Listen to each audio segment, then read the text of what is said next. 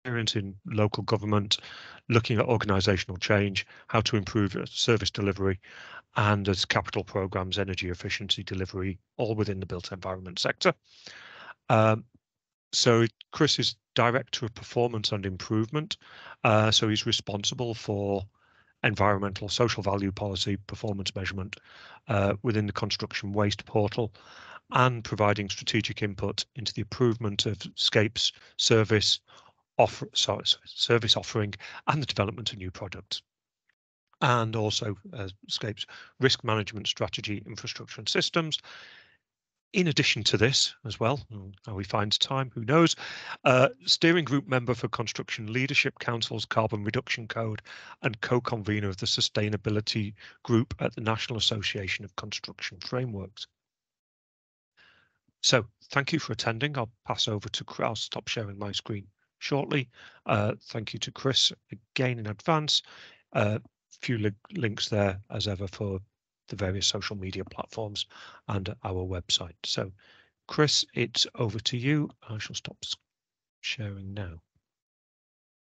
Okay. Thanks, Leon. Can everybody hear me okay? Yep, that's great. Excellent. Well, I'm going to do my introductory bit minus slides because I've had to restart my computer entirely. Apologies.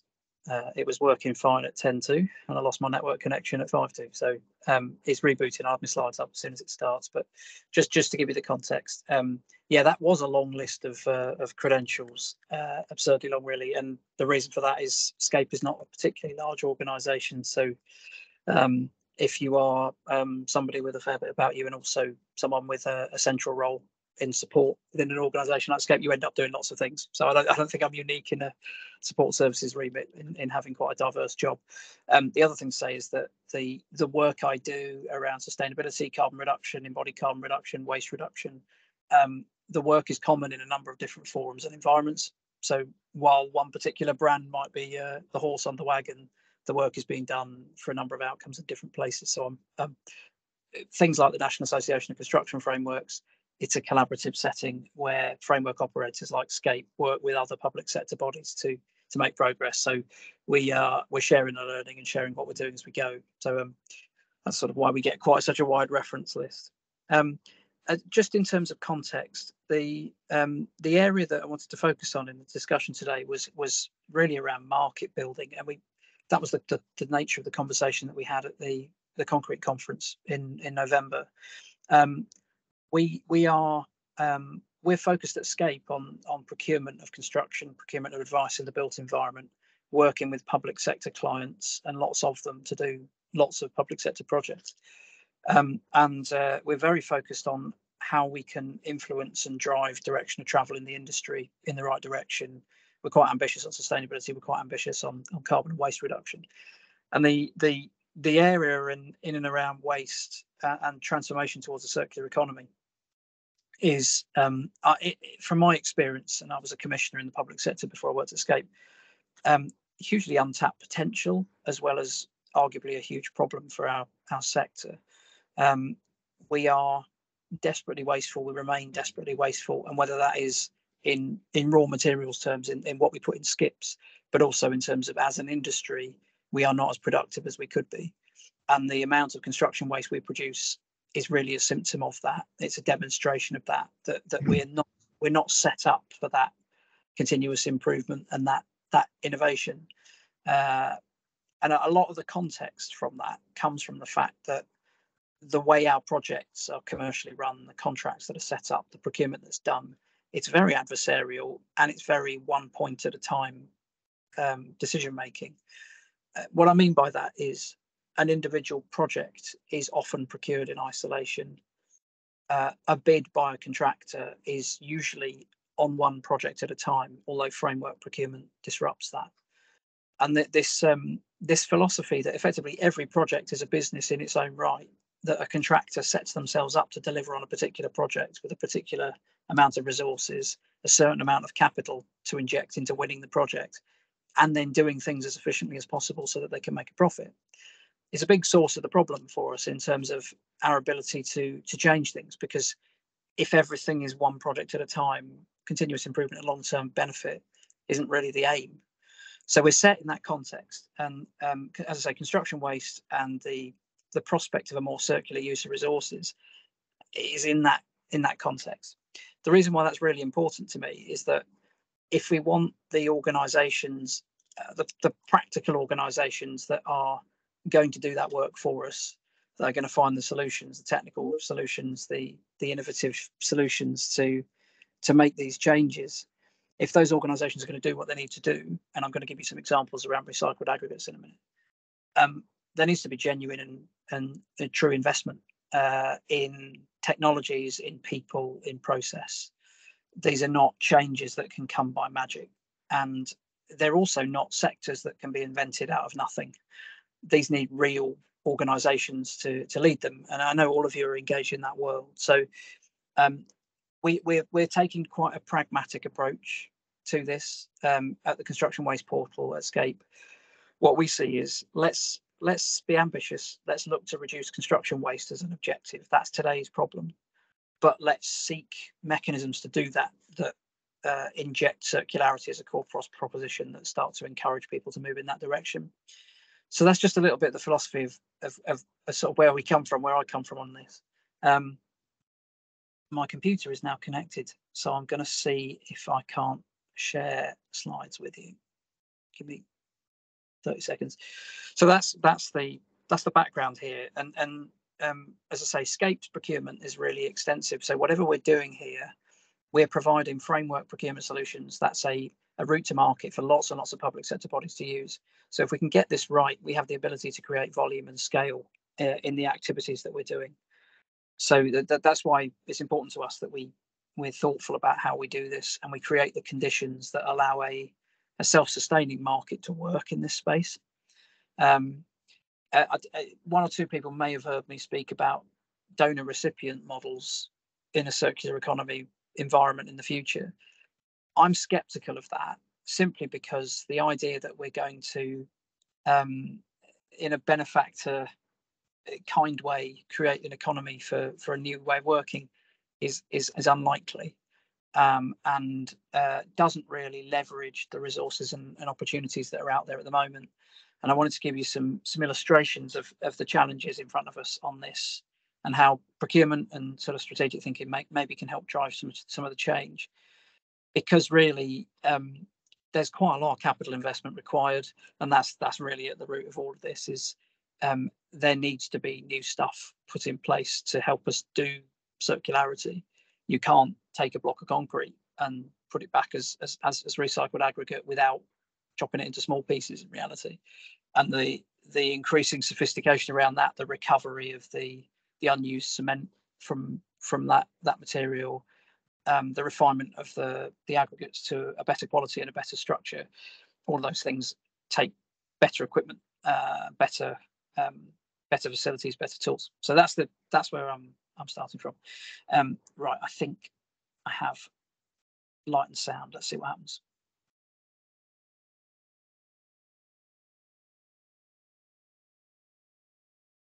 I'm just going to share my screen. It's not pretty, but hopefully it will work.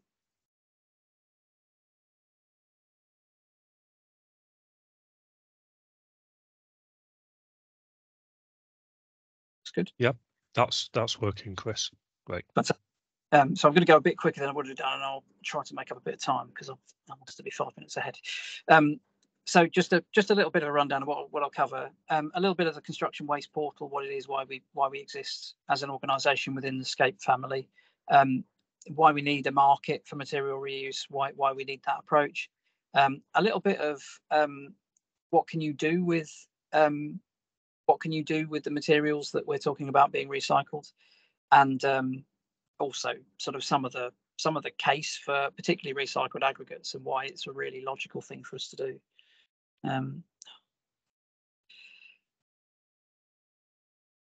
So this is, I'll share these slides, so I'm not going to read this out to you. Actually, I'm going to focus on a couple of points on this slide.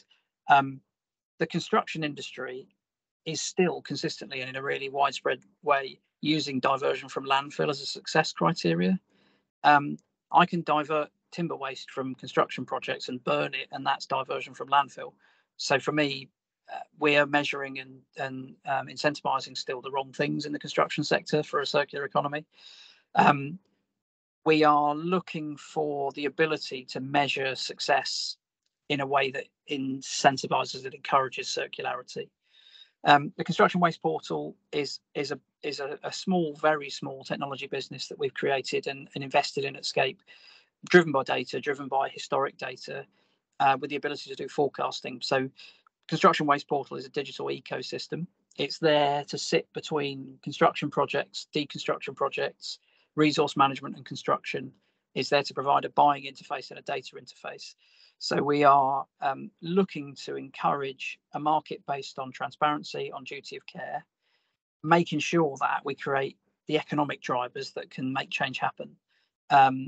Really, as I've said, we want to create an investable market. We want to create a quality-based market for resource management companies to work within, working with asset managers, working with asset owners, working with contractors, working with demolition process. This is, I guess, so one of our key case studies, and the organisation I'll talk about quite a bit is Brewster Brothers, who make recycled aggregates. They're the first recycled aggregate producers in the UK to have an EPD for their recycled aggregate product, which is clearly really important in terms of quality of selection of product. They opened a new recycling facility really about production of recycled products in Scotland recently. May last year, June last year, 22 new jobs created, but it took 6 million of capital investment. And this graphic shows some of what is required for them to do the job they do for us, which is to create a whole series of different grades of recycled aggregates, everything from road sub-base to concrete mix fill to sand equivalencies and all sorts in between. So it's that investment that's important. At the Waste Portal, what we're doing is using the outcome of previous projects to help forecast looking forward. We're giving commercial and project managers the ability to look at how much waste should be produced on a site, what good looks like, set targets based on embodied carbon on the number of waste volumes you want to produce, and really enable the sort of tracking, tracing and planning that the sector needs. But that's the tip of the iceberg, really. That's the data science piece. That's the bit that encourages the buyer side to use our portal. And within that, we give people, project teams, the ability to plan for how much waste they're going to generate on a construction project, on a deconstruction project, on a fit-out project, and set targets. All of that's very BREEAM, very, very existing approaches. But what we then do is engage with the procurement of services and products within project environments, within the industry, to create an ecosystem between projects. So a contractor's buyer or a project buyer or a procurer can access, yes, the waste management, resource management supply chain for dealing with waste produced from sites, but also the access to materials that are made from the recycling process, so recycled aggregates, as well as the sort of advice that's needed in projects to inform better approaches, to inform better strategies. So that's our the procure element. So we've got this predict, plan, procure philosophy that we're going to support the life cycle of resource management site to site effectively.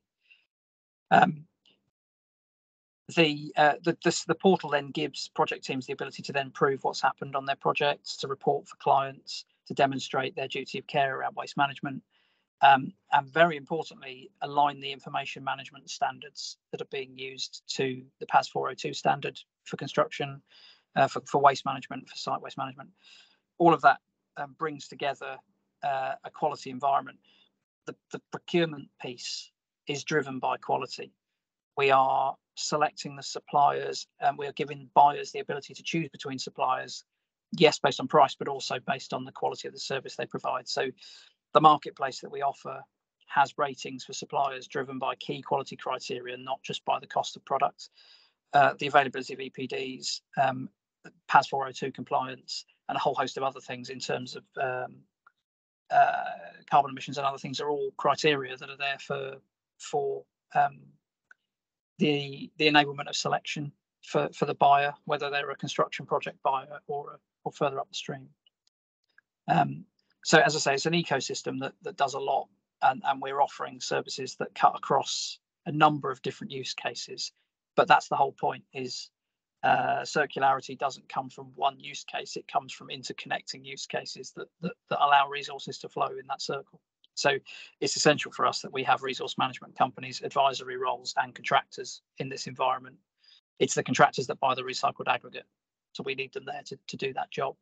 But we're adding a lot of value for cost advisors who've never been able to do cost benchmarking and forecasting of waste management packages before. We're giving procurement tools for buyers. We're helping project managers demonstrate duty of care responsibilities, but we're giving an online marketplace for a whole host of supply chain businesses who want to sell quality recycled products and services. That QR code gives you access to a little self-learning platform if you want to know more about the business, but that's a bit of a whistle-stop round what the construction waste portal is trying to do. I wanted to just get into a little bit more nuance around recycled aggregates, really, and focus on the work we're doing in that space, and just as practical examples, really. So, as I say, there's a real focus on quality on the recycled aggregates protocol, and on a number of things that are essential to demonstrate that recycled product is every bit as viable as virgin aggregate.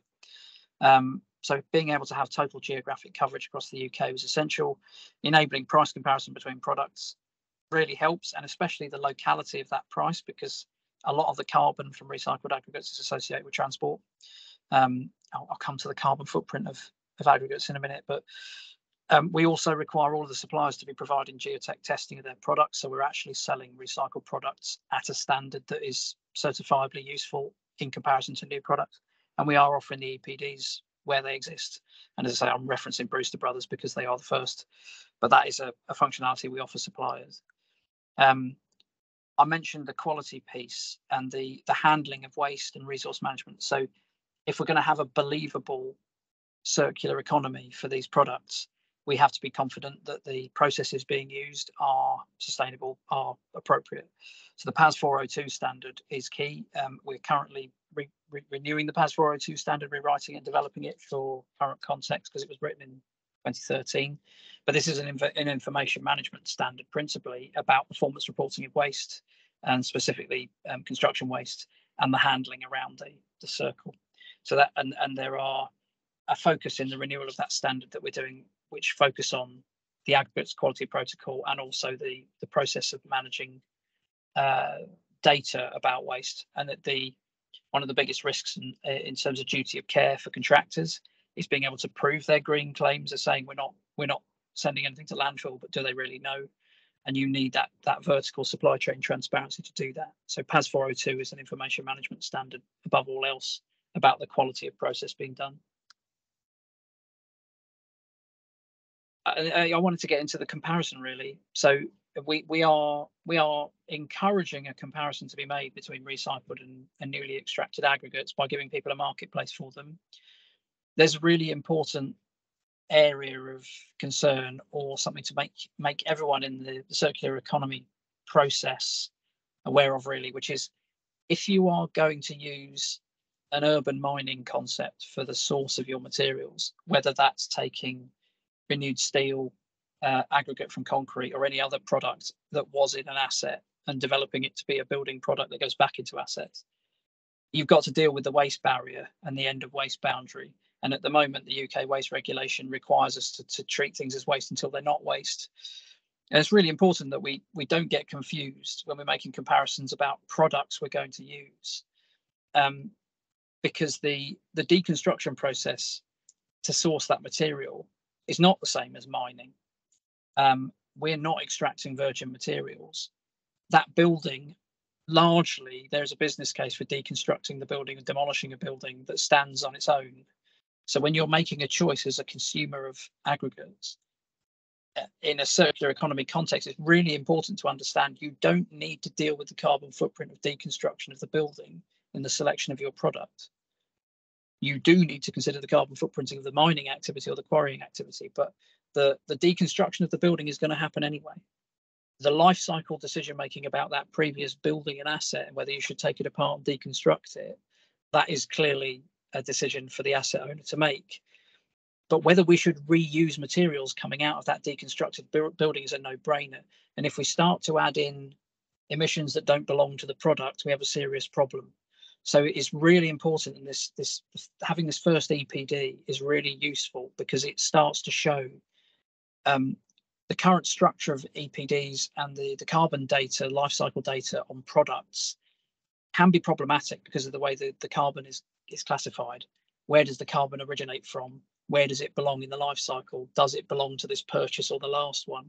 So I just wanted to flag this up as a tension point, and a point that consumers are going to need to be really clear about.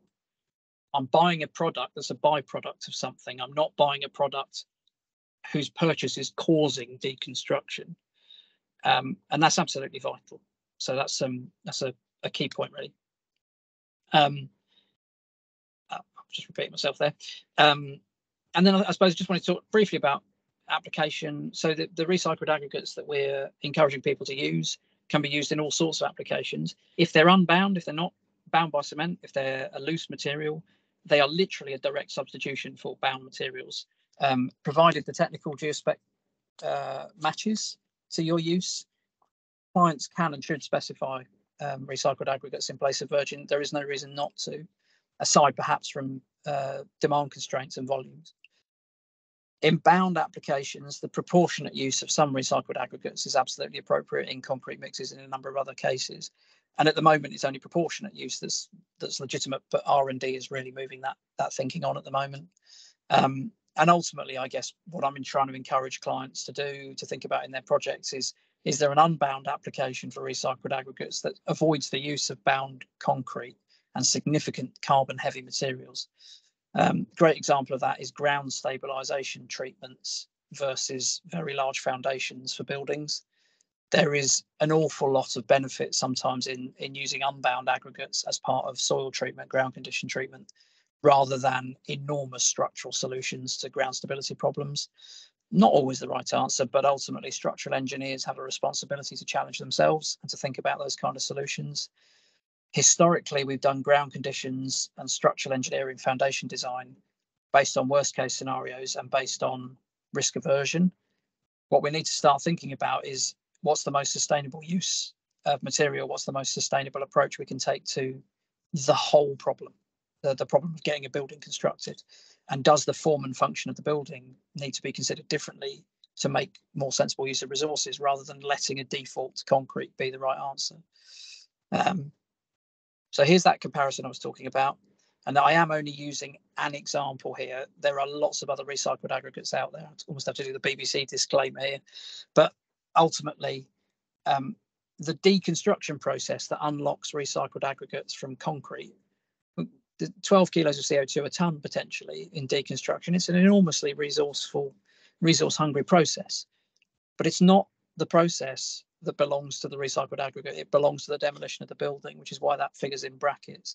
The true comparison we're making is between about 8 to 9 kilos of CO2 associated with virgin aggregates versus 2 kilos of CO2. And ultimately, what drives the emissions from recycled aggregates is pretty much where you get it from. And that's why local supply, local sourcing makes such a big difference. Now, the other thing to flag up is it's not just about carbon. The comparison on water use is dramatic between the two processes. And again, that's really crucial.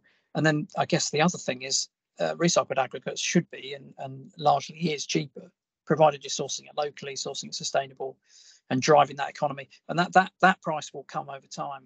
There's certainly more confidence of supply in the long term than quarries that are either inaccessible due to planning or just damaging to the environment. So it's really quite a compelling case when you look at the numbers on an EPD basis. So just a few observations at the end then. I guess barriers and opportunities. We're needing building owners to be incentivized to deconstruct, not demolish. We need to find ways for the higher value of materials created through effective deconstruction processes to be rewarding the asset owners of the building. We need to make sure that there are reasons not to be cheap and cheerful with the way you take a building apart, that we actually look for these opportunities. The best way of doing that is to increase the value of the recycled products to create the markets that we need to create. So again, that's why buying behavior needs to change, why we need to influence client end on this. So the race to the bottom on lowest capital price for demolition, net of waste byproduct, is the last thing we need, and we need to find a way for, and it may be commercial or contractual ways, it may be direct incentives, but we need to find a way for deconstruction to be incentivized over demolition, if you like. As I say, the value of the asset needs to be provided where it really belongs. And ultimately, we need to create marketplaces that incentivize investment in the tools, the solutions, and the processes for circular products. The last point on the diagram on the right here is we are looking to create that marketplace for other products. Yes, we are currently recycling aggregates as our primary recycled product within this ecosystem. I would love to have a diverse portfolio of product types that we are making available project to project, buyer to seller. In this way, it needs to be an organic and natural thing that we're doing to create those relationships between buyer and seller. There's too many middlemen in the chain at the minute. And we need to recognise our existing buildings as the mines they are for materials. And as the value of import and the value of resource-hungry materials rises over time, which it will inevitably do in the future, accessing those materials through deconstruction of buildings that are end of life is going to be a naturally viable thing for us to do without all these interventions. But what we're trying to do is just encourage that marketplace through the methods we sort of talked about. So my credentials are on the end. I've not talked too much here about SCAPE's role in this, other than investing in the waste portal. But SCAPE as a procurement organisation is recommending both the PAS 402 standard to industry and also making the waste portal available through our frameworks as a performance management tool. So we are encouraging our clients to start using waste intensity metrics rather than diversion from landfill as a success criteria in construction projects. And SCAPE as an advocate for these processes will always do that. I think there's a lot more potential in that sort of advocacy and leadership, but we're doing what we can at the moment. And we've got, as an illustration, we've got one of our frameworks, which we've set a target to reduce waste intensity by half. So 50% reduction in waste intensity over a 4 to 6 year cycle of the framework, which is a huge challenge for the contractors on the framework. But we're encouraging them to think laterally about waste and to challenge themselves, because when you look at it commercially from a construction client's point of view, reducing waste is a win-win-win, in that the contractor usually makes more profit because they lose less from uncontrolled direction, and the client is saving money on the construction process because they're not paying for as much waste to be managed. There is arguably, this is where we have to change the game for the resource management companies, because if we just chop away at the amount of waste we create, we're not creating them the capital to change their business models to move towards circularity. So that's why we've tried to do this in one ecosystem within the waste portal, is to say we take with one hand, but we give with the other. We're encouraging there to be less waste in the system. But the flip side of that is we want the people who were just moving skips to start doing a lot more for us than that. And that's the bit where I say we have to create a market that has value, because you can't encourage resource management companies to shift overnight. So that's a sort of bit of philosophy to end with. Over to you guys for questions. Okay, that's great, Chris. Thank you. There's a couple of questions come up in the chat, and I see they've got hands raised. So I'll do them in the order in which they appeared, if that's okay. Julia, you put something in the chat. Again, the people who put stuff in the chat, I'm not sure. I don't think if I may say so, I don't think you're people who are going to want to have your camera switched off. You're more than happy to make yourself known. So Julia, Cyril, and gave comments if you wanted to ask those as questions first. I'm not sure. Can you hear me? It's quiet, but we can hear you. Maybe read the question. Okay, I'll do that then. It's to do with the accounting only for the product and not for the demolition. I just wonder if you can comment on that. Yeah, so Chris, I don't know if you see the question in the chat, but it's so deconstruction to produce a material for recovery may well be a different process than deconstruction for landfill. So should that be accounted for within the carbon footprint of any recycled aggregates? Oh, you're muted, Chris. Sorry. Wouldn't be a Zoom call, a Teams call without that, would it? Sorry. Oh, I've missed doing that. The Christmas break, almost forgotten how to do it. Yeah. The crucial piece is in what's being produced for what reason and how, isn't it? I mean, I think I'm not a carbon footprinting expert. I have to say that. I would always say get advice from somebody, but ultimately the scope of the activity being commissioned is what matters. If you're choosing to buy a product that's directly comparable, and recycled aggregates is a great example where the byproduct element of this process, the breakdown of the concrete on site, happens anywhere. What doesn't happen on site normally is the high quality separation and cleaning of the materials. Those bits do need to be included in the product carbon, but it is at such a minor impact compared to quarrying that it's negligible, and that most of the footprint is on the wrecking ball end on site. It's on the heavy machinery that's required there, and then the transport materials to the processing site. All of that is deconstruction end. Is there a difference in process between a project that deconstructs a building and a project that demolishes a building? There absolutely is. And again, the where do we put the footprint and where do we make our decisions? I think is one of the most difficult bits of the decision making for the processes that we want to see happen in the future.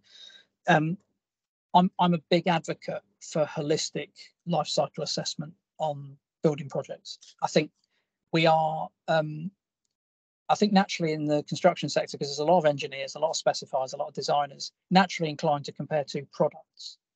And when we're making decisions about assets, including whether we should demolish or deconstruct, it's really got to be at the holistic, what am I doing with this asset and why, and what are my choices, and trying to do the footprinting at a very high level initially in the optioneering stage. And we need better benchmarks, better arguments, better information to inform that holistic process, because building up from the bottom is what our engineering industry is encouraged to do, because we're technical people, we love doing it. I think having some high level references about equivalency, about how much more energy intensive, carbon intensive different methods are, and getting that high level optioneering sorted out has got to be a big part of the future. But it isn't material. My experience, and actually, increasingly what you see is that demolition firms are extremely good at that disaggregation and processing, because they make the money from doing it at the moment. The asset owner doesn't get the value. So the way the maths work at the minute is the client seeks to pay as little as possible, which means you're transferring all of the value of the materials being created through deconstruction to the demolition contractor. They are then profiteering from resale of materials, from raw materials and all of that, which is fine. What we need to think about is stop thinking about them as demolition contractors and see them as resource suppliers. And recognise what we're doing is integrating raw material production and demolition. All this seems very simple in my head, but I think in pictures. And I think a lot of our challenge in the building industry with this stuff is our business cases are long-term, big, one-time stuff. I am going to build a building. I am going to demolish a building. And the life cycle that the circular economy requires us to think about is such a long gestation period in the middle. It really blows some people's minds, because they're used to a very transactional valuation of things. So, yeah, I went off on one there, didn't I? But you know, coming back to the original question, I think the crucial thing is that the EPD and the understanding of the choice you're making is there, that there is a real interrogation of what do you do to make this material. And the best conversation I had about this in the last few months was to ring Brewster Brothers up and go, what do you actually do? Like, where does this stuff come from? How does it get made? And sometimes the EPD is written in such a way that that's almost impenetrable. What's really exciting about a supplier like Brewster Brothers is their BD people are incredibly articulate in explaining, this is how we do stuff, this is what we do. And I can only encourage people to have those conversations, because they make a huge difference when you understand this is our process, this is how we're unlocking the value. So, and as I say, I think so it's worth looking behind the EPD. It's worth understanding what's going on behind that. I think that's a really important thing to say. Okay, that's great. What I will do, if I may, so I'll ask Mike, because he's got his hand raised, just so that I don't, because I've got a permanent record of who's asking the next question because it's in the chat. But if I ask Mike, if you've got your question, Mike. Thanks, Leon. Hi, Chris. Yeah, good talk. So I'm from ACOM. We're part of Hi, Perfect Mike. Circle, which is Yeah, one of your good. contractors. So yeah, quite have some familiarity with it. I'm just interested in your take on performance targets from the client's point of view and where you see them fitting in the mixture, and then separately in terms of taxes, things like that. Do you think the current situation is working fine in terms of landfill tax, aggregates levy, or is that something that's just in a box we don't touch, we work around that, or is that something you think has a role to play in the future? Yeah, I'll do the second question first, and it's a total politician's answer. I think the short answer is that those things have to matter. Those things have to change. I am no tax expert, and I'll be really try not to answer questions I can't answer, and I'm not an expert on that side of things. But it's a bit like the situation with retrofit refurbishment, fit out, isn't it? The VAT on fit out. We did completely false incentive, and there's no reason why we can't have taxes that come in from the other side to compensate for the tax loss. I think we just have to be, and again, it comes back to what do we want to reward? Do we want to reward people for pushing circularity as a client, or do we want to reward the companies that are going to make circularity happen? Are we going to incentivize the transition of businesses from an old model to a new model? Or are we going to incentivize the investor and the profit margin for the investor in the building? I know where I'd sooner see the money go. And I think there's that question of, if you're going to shift an economy from one thing to another, the money has to go to where the change happens. And I'm not being funny, but the investment decision on I want a slightly cleaner building, slightly cleaner assets, not the hard bit. So I think that for me is the tax incentives have to be in the place where it makes most sense. Sometimes though, cost gets transferred back to the client, and that's who pays for it ultimately anyway. So we have to be a bit more grown up about it than that. But there is a whole piece about revenue flows, financial flows, and trying to unlock the value of the resources in a way that makes things go round rather than a straight line. And I think that's a big part of success. That's why we've been so focused on quality of process rather than cost. Because if we can get the idea that resource management activity needs to be clean, precise, and transparent, I think encouraging those kind of suppliers to rise to the top is what you want. So and they're not all big. There's lots of small organisations who are signed up to those as well as big ones. I think that's a healthy dynamic. That was the second question. Remind me of the first. Oh, client targets, Mike, wasn't it? Yes, performance targets. Yeah. Yeah.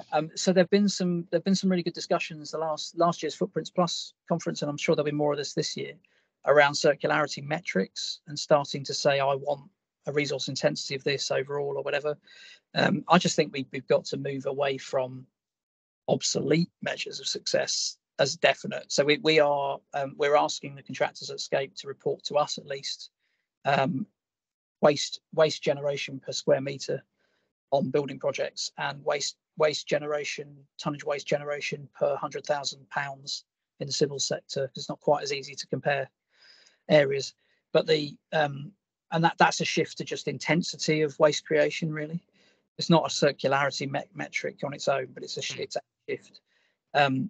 Yeah, I mean, I think the way this happens is one of two ways with clients. You either take a holistic standard, you go down the UK net zero standard, or a target that's in the planning requirements, say the London Plan for Circularity, or you take a BREEAM type target and say that's how we're going to measure success.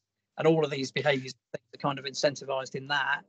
Or, and I favour this, or you start to say these are the acceptable limits on resource use, a bit like we are with embodied carbon. There's the expected carbon budget for a project, and actually that's how much waste we're willing to tolerate.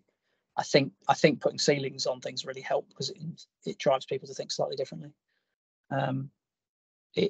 There's still a huge barrier. I didn't really touch on it too much, but the definition of waste remains a huge problem for exploiting resources, and I'm hoping that gets tackled in the next couple of years. I certainly think there's an appetite out there. Yeah.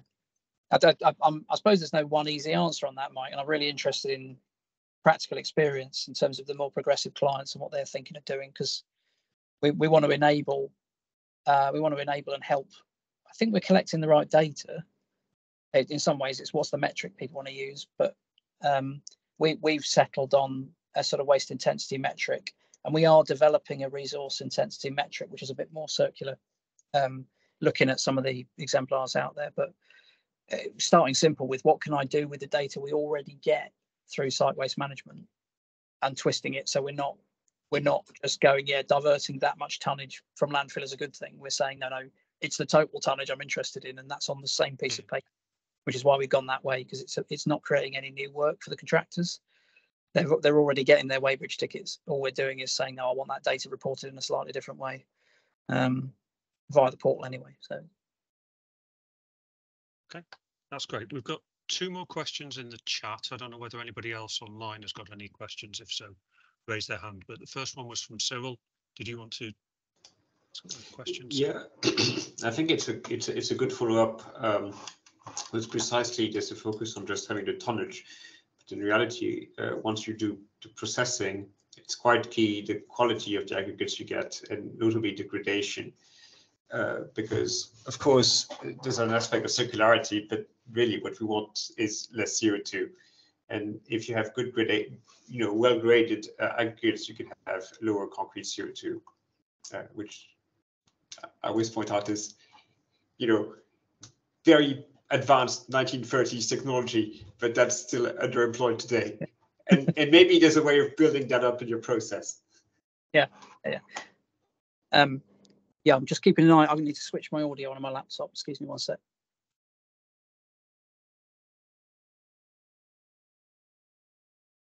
You hear me all right? Yep. Yeah, great. My phone is. I was relying on my phone for the audio. It's just about to go. Yeah, I think that's a great point, Cyril. There's a, and this is why some of the resource intensity metrics that look at projects more holistically, I think, have some real merit, because they are looking at how much resource are you using, consuming, and spitting out in total, and that kind of deals with that problem in terms of it kind of takes account of what you're not mining and what you are reusing, but it also then looks at what you're spitting out at the back end as waste and balances the two. I mean, my big point on carbon reduction in construction is just use less stuff. And good design uses less stuff, right? It doesn't matter what you're using. The biggest carbon reductions are in using less stuff in the first place. Designing leaner, designing more elegant. That's the easy bit. Frankly, building less buildings up front is yes, of course, but there's I think we've missed the trick a little bit in saying it's not just about building fewer new buildings. It's also about building less building when you build a new building, being more challenging about the footprint of the building, and being far leaner with the materials. I have a personal pet hate. What is the point of a suspended ceiling? That's it. Why are we still doing suspended ceilings? I think it's entirely cosmetic. I know there's a Cat A fit out office thing going on, but is it the most resource efficient thing to do? And apologies if there are any ceiling people in the room, but I am just it's one example of an area that I think we can be quite challenging about and say, do you actually need a ceiling? Isn't a good quality slab on both sides a better answer? You're just using less stuff. That was where I was coming from on the ground stabilization techniques. Is sometimes if you can you can pile shallower or use a different foundation profile by stabilizing ground first, and that's far less bound material, far less cement. So again, you're using less cement, you're using less concrete overall. And I think there's this piece about I think we've got our order wrong. I think an artist doesn't start art before they've decided what their palette materials is. I think we're still in a place where the convention in architecture is, what is this going to look like? What are the spaces inside the building? Why aren't we doing what will structurally stand up on this ground? And what's the leanest use of resources? What's the palette I'm going to use first?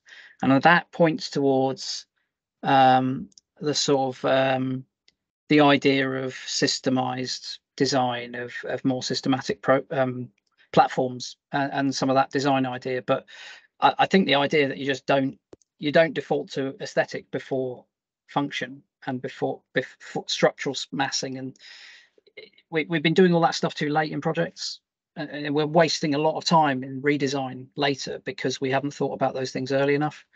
So we talk early contractor involvement and early collaboration all day long, because that's where a lot of the benefit comes from in terms of having more actors around the table at the beginning. Someone said this to me this morning when we were talking about case studies. We don't talk about early resource management involvement. There's an idea, you know, we kind of do on demolition projects, but are we doing that on construction projects? Do the waste supply chain get a conversation like we do with the structural designers or the mechanical and electrical designers in projects? Not very often. And there's a thought for the future. So some of that stuff's great. But yeah, it's a great point, Cyril. Just use less stuff. Okay, that's great. So the final question is from Elaine. Hi. Hi, Chris. Thanks very much. Great talk. I got so many more after that last bit of conversation. So totally agree about the lean, and totally agree about the suspended ceilings. We've been harping on about that for years. Acoustics is one reason, though, actually. Oh, yeah, and it is one of those things where it is all, as we know, complex, isn't it? Because there are so many different ticks you got to make, and it's so yeah, I guess that's a little bit of my defense of architecture, is that it isn't just aesthetics. We do think about lots of other things as well. I love to be provocative. But I do love an exposed ceiling, obviously, especially if it's concrete. But what and we've been doing a little bit of work on that recently, but we've established that you have to thicken up the slab. You can do it, but you'd have to thicken up the slab to avoid the suspended ceiling, and therefore where do you go? And so that, you know, so it is complex. So I had a really specific. While you're talking about it, I am going to come back. I'm going to let you speak in a minute. Just to come back on that, or an observation is, what's more important than the specifier's mind? So we did some research. We did some research recently. Recently, a couple of years ago now. But we were looking at school builds, and we used the Department for Education's requirement for schools holistically to say that is what's needed. Whatever we do, we've got to stick to that. But there's a lot of stuff in there that is. Absolutely, yes, of course. In a perfect world, X, Y, Z, A, B, C, 1, 2, 3. All of these things need to be satisfied. But there's sometimes also a bit of, are we questing for the perfect in every dimension when there are more important sacrifices? Have we over-engineered one aspect at the sacrifice of the planet? Yeah, and I think absolutely. I am okay with. I am really okay with a year 11 geography class being able to hear footprints and chairs upstairs. I could in my school. I did it right. And I just think there's a bit of just a little bit. I know we're a progressive society that always wants to make the solutions better, but we don't often step back holistically and say, what's the cost of that solution over there? And I think that ceilings are a great example of that. A suspended ceiling is absolutely acoustic. It is absolutely aesthetic. And it doesn't mean it's the wrong answer, but it does introduce some challenges when you put a different success criteria alongside the acoustics. Absolutely. And I think it is. No, you're absolutely right. And I think it is achievable with schools. As in, I should have said it's housing. Housing is where you can't do it without it. Or it's very difficult to do. But we've been trying to get that through. But you're right. It's all about priorities. So I had a really niche specific question, and it's something that you mentioned in the event that we ran in November, which is about which is brilliant to see that EPD for that recycled aggregate. Is and I haven't yet opened it up and drilled into it as you've suggested, so it's a cheeky question, is that I think that there isn't a high grade recycled aggregate, I think it's type 1, is that right? So but as you said, it might but the associated additional uplift to make it a better separated higher quality aggregate may not be as much, but I think that's important. But your figure for the natural is much higher than our current MPA figures, and I just wondered, so that gives a very different message. The one that we believe and we understand from the data is that actually natural aggregates, although clearly very varied depending on where, and transportation is a key aspect of it, is actually on average lower than that. So we got to pick this up offline. I don't know, but maybe we need to drill into that a bit more. I think what I do want to say, because I concur, there's no one size fits all here. And also, Elaine, I am happy to stand corrected, because I did a simple exercise of 3 pricing engines online and just got some data from those individual products based on simple product spec. So I have absolutely not gone looking for the best nor the most standardized figures. I've just used what most comparers use, which is a straight Google search, and then gone down the here's one supplier, not the industry average that we publish. No, and actually that's something that I want to get across really, is the industry averages are both a blessing and a curse to both sides. Some of the natural aggregates pretty much come out of the ground and surface in the form that we use them. Welsh slate is quite close to that, isn't it? And yes, you don't want to use too much natural slate when there's plenty out there, but at the same time, picking that up off the ground isn't a big problem. It's the especially if you're going to put it into life cycle use and try and reuse it afterwards. It has to be product by product, and it has to be supplier by supplier. This is why we're so keen to get individual product TPDs done, because the averages are killing us in the industry. They're slowing change down, and they're not enabling people who are better than others to be nuanced out. And I think that's something that we need to be smarter about. And there's a lot of great product, other companies and organisations out there doing that more disaggregated EPD stuff. We're doing that as an industry. So I don't want to encourage it. But no, be absolutely right. There needs to be more granularity in the data for our granules. Right. But I do think that. Yeah. And I think that will come. But I think that Cyril's point, which is why the industry hasn't focused on that so much, is that actually cement is where most of is the key focus of the activity with regards to carbon, and actually recycling the aggregate back into concrete may not be the most carbon efficient solution, as well as the greater. So it is really, which is what we talked about in November, is that whole event as to what else we could be doing. It is so thank you for the good try. I just wanted to get those points in there clarified in case other people listening in weren't aware that actually there are still, it's not the definitive black and white view on that. We need to just make sure that it is more nuanced. But I totally agree. We need more, it's a big area of focus to be looking at. Thank you. And I guess thanks Elaine, and totally understand that. I go back to making smart decisions at a holistic level is what matters. What we're doing with recycled aggregate, I want to be able to say in 5 years' time there's 20 product streams in the waste portal that we're providing a route to buying products that go looped.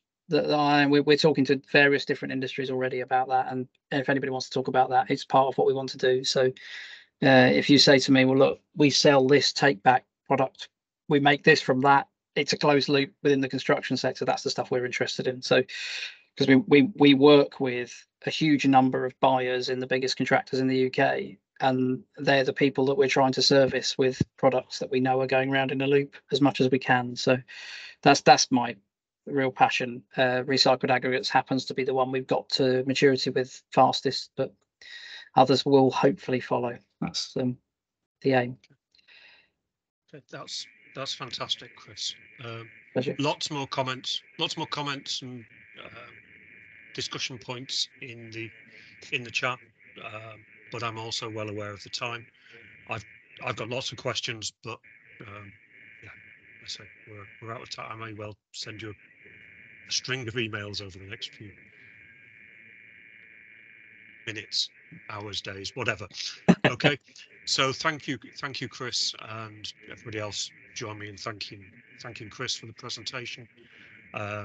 It's great, lovely to hear the presentation and the discussions afterwards. So, thanks for having me so much. Okay.